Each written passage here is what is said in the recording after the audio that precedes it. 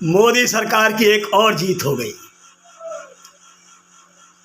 जब प्रधानमंत्री नरेंद्र मोदी ने 8 नवंबर 2016 को देश के नाम संदेश में अचानक घोषणा किया था कि आज आधी रात से 500 और 1000 रुपए के पुराने नोट अमान्य हो जाएंगे, तो पूरा देश सन्न रह गया था।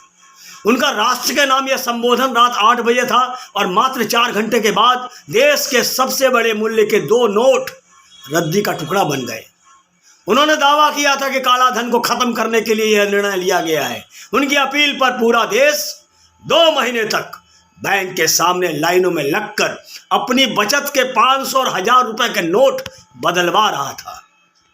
विपक्षी दल आरंभ से ही नोटबंदी के कड़े निंदक रहे हैं और इसे सबसे बड़े डिजास्टर बताते रहते हैं।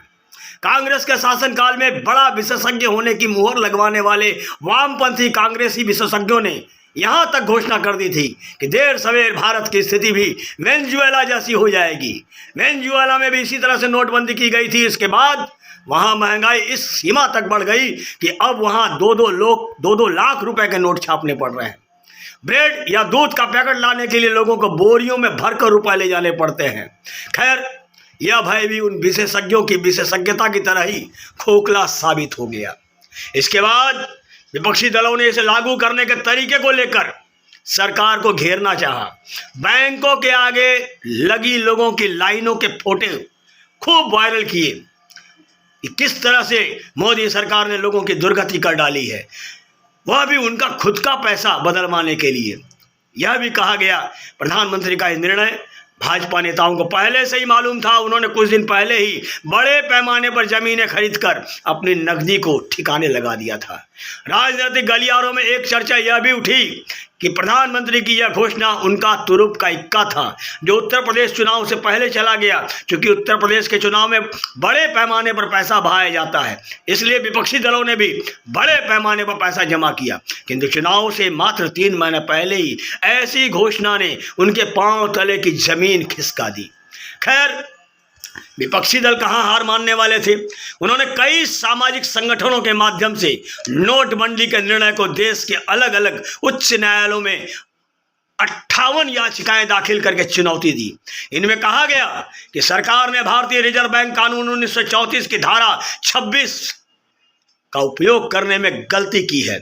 उच्चतम न्यायालय ने कहा इन सभी याचिकाओं पर एक साथ सुनवाई की जाएगी। मामला उच्चतम न्यायालय के संविधान पीठ के समक्ष भी रखा गया था। याचिकाकर्ताओं की दलील थी कि आरबीआई अधिनियम की धारा 26 किसी विशेष मूल्य वर्ग के करेंसी नोटों की एक सीरीज तो रद्द कर सकती है, लेकिन सरकार को यह पूरी तरह से रद्द करने का अधिकार नहीं देती। मामले की सुनवाई के दौरान पूर्व वित्त मंत्री और कांग्रेस नेता पी चिदंबरम ने दलील दी थी कि केंद्र सरकार खुद ऐसा फैसला ले ही नहीं सकती, ऐसा केवल आरबीआई के केंद्रीय बोर्ड की सिफारिश पर किया जा सकता है।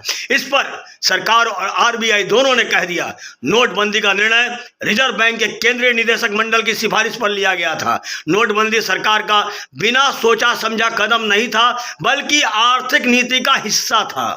खैर, लंबी सुनवाई के बाद 2023 के पहले कार्यकारी दिवस पर उच्चतम न्यायालय ने अपना निर्णय सुना दिया कि इस मामले में सरकार की नीति और नीयत दोनों ही ठीक थी, लिहाजा नोटबंदी पर सवाल उठाने वाली सभी याचिकाएं खारिज की जाती है। हालांकि 5 में से एक जज ने यह भी कहा कि इसे लागू करने का तरीका ठीक नहीं था।